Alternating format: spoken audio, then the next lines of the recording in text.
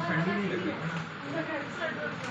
मैं बैक वाले है अल्लाह के हल्का ठंडी कितने जगह 200 कटिंग किया 280 सर अब वायरस है क्या प्रिया प्रिया जी लगा वायरस वायरस क्या करेगा तू वायरस आप कैसे है कुछ बुलाई लिख देगी पर वायरस मैं ऑनलाइन कर मंगाया हूं ये जो उसकी इच्छा है कि एक से एक नाम तो पड़े हुए मेरे भी है पर पहला मेरे एक नया ये भी सुन लिया वायरस मेरे पास जो फाइल जब वहाँ हां वायरस लिख के इसकी स्लैप वायरस का ये दो साइड कौन विभाग नाम लगा रहा है देखो तुमने ये क्वेश्चन लगाया ना सर लगा तो आई क्वेश्चन वो भी आंसर सही लेकिन अब इसको कैसे जब एग्जाम में तुम सॉल्व करोगे तो इस पैटर्न पे नहीं करोगे जब आपको लग रहा है कि कॉपी कम पड़ रही है तो आप इस पैटर्न पे सॉल्व करोगे यहाँ तो शुरू करो और इस पेज में करो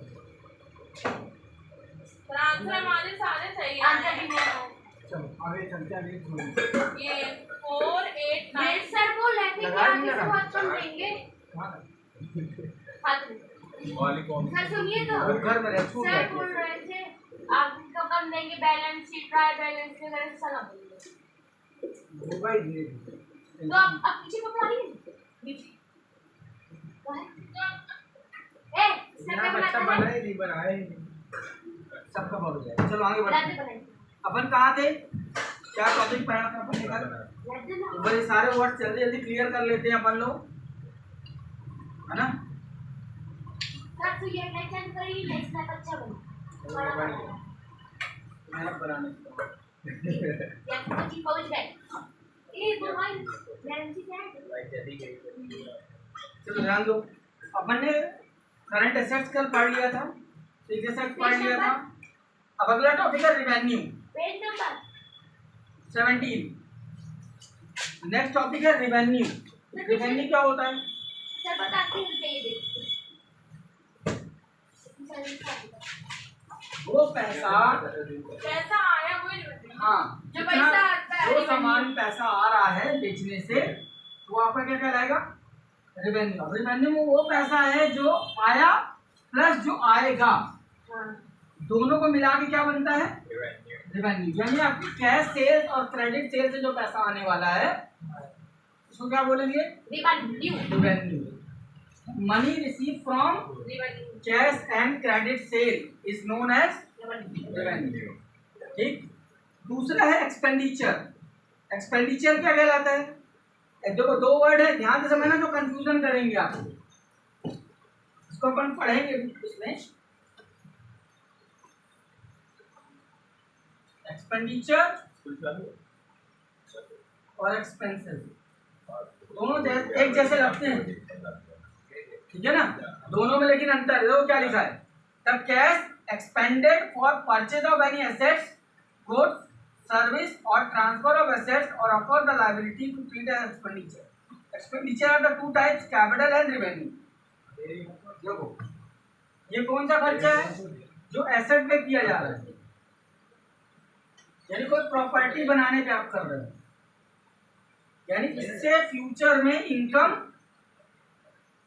आएगी जैसे मैं बिल्डिंग खरीद लिया तो हो सकता है बिल्डिंग आप रेंट पे दे दो जमीन खरीद लिया जमीन किराए पे दे दो या लीज पे दे दो तो उससे फ्यूचर में इनकम आएगी तो उसको बोलेंगे एक्सपेंडिचर और एक्सपेंसेस क्या होते हैं जो करंट नीड को फुलफिल करने के लिए किया जाएगा जैसे रेंट एक महीना रहा किराया दिया खत्म अब क्या उस पैसे से अगले महीने रह सकते हैं नहीं आप फुल्की खाने गए 10 रुपये दिया फुल्की खाई काम खत्म फ्यूचर में उस 10 रुपये से कुछ आएगा क्या इट इज नोन एज यानी करंट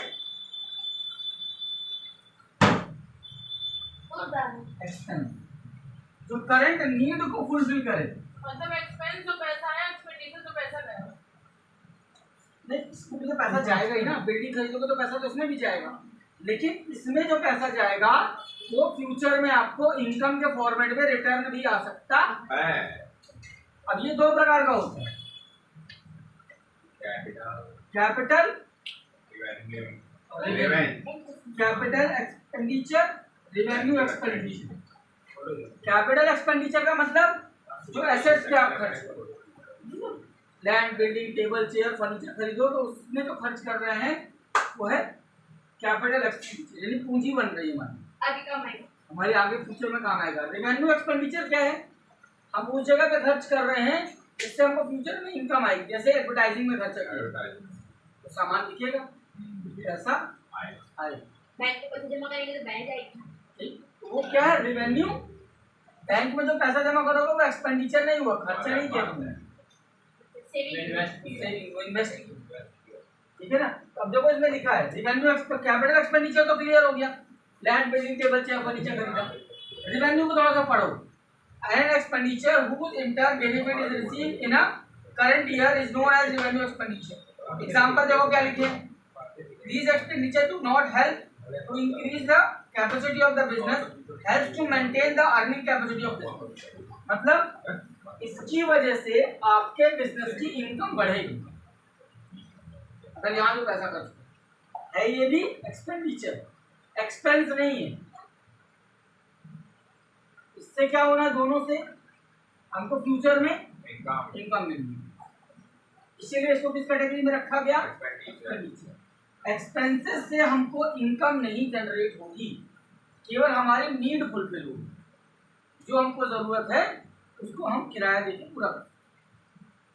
जैसे तुम कार खरीदे किस्त में, जो किस्त भर रहे हो वो रेवेन्यू एक्सपेंडिचर है, क्योंकि उससे आने वाले समय में वो कार आपकी हो जाएगी और उस कार को आप रेंट पे चला के इनकम भी जनरेट कर सकते। बट अगर तुमने टैक्सी बुक की, एक दिन तुमने टैक्सी में यूज किया, मैयर के लिए बुक की तो मैयर गया, मैयर से वापस आए, 2000 दिया, काम खत्म। अब वो टैक्सी तुम्हारी ना हो जाएगी, उसका तुमने 2 घंटे का, 2 दिन का या 1 दिन का रेंट चाहिए, तो वो क्या कहलाएगा? तो हमेशा याद रखना, एक्सपेंडिचर इनकम जनरेट करके देगा और एक्सपेंस आपकी नीड को फुलफिल करेगा। इनकम क्या है और प्रॉफिट क्या है? एक हुआ रिवेन्यू, ध्यान से समझना। रिवेन्यू मतलब अभी भी बताया था, जितना माल बिका नगद या उधार, उससे जो पैसा आना है वो रिवेन्यू है। इनकम क्या है?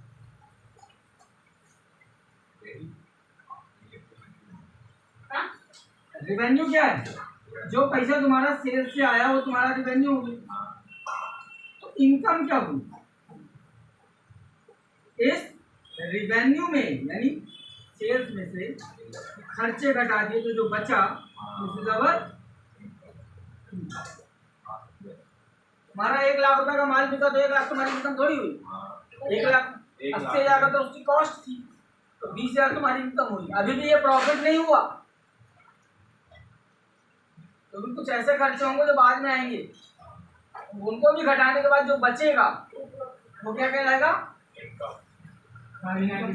प्रॉफिट। एक्सपेंस भी घट गया और कुछ एक्सपेंसेस यहाँ घट गए, जो बचे एक्सपेंसेस तो वो यहाँ घट गए। इट इज नोन एज सारी लायबिलिटीज घटाने के बाद जो अमाउंट आएगा वो होता है। हाँ, शुद्ध जो लिखा था नेट प्रॉफिट, पहले ग्रॉस प्रॉफिट था, वो कहलाएगी तुम्हारी इनकम, और जो नेट प्रॉफिट आएगा वो तुम्हारा क्या आएगा? प्रॉफिट। रेवेन्यू क्या कहलाएगा? जो सेल्स, इतना पैसा टोटल आया, उसमें इतना खर्चा हो गया, ये इनकम हुई, फिर और खर्चे घटा दिए तो वो हमारा प्रॉफिट हुआ। एक और टॉपिक आता है प्रॉफिट से जैसा ही, वो गेन। अब प्रॉफिट और गेन में क्या था? प्रॉफिट आपको रेगुलर होगा, गेन सडन हो। अभी कोविड लगा, 10 का सामान 50 में बिका, वो जो एक्स्ट्रा पैसा मिला 40 रुपया, 10 में भी तो आपका प्रॉफिट था ना, क्योंकि वो सामान तो आपने 8 में ही खरीदा था, तो 2 रुपये प्रॉफिट कमा रहे थे, अब आपने 40 रुपये प्रॉफिट कमाया। 42 रुपये। तो जो 40 एक्स्ट्रा कमाया मौके का फायदा उठा के, जैसे जो चल रही है एकदम से आटा चालने वाली कितने रुपए की मिलती? 10 रुपए। 10 रुपए की, 20 रुपए की, करेक्ट। कल 100 रुपए में हाँ, बिल्कुल। करो चल कर। उसमें हल्का से 2 रुपए की 5 रुपए की लेस लगा दिया, 5 रुपए की लेस लगा के वो चलनी 120 रुपए की होगी। मोल भाव करके उसने एहसान जता के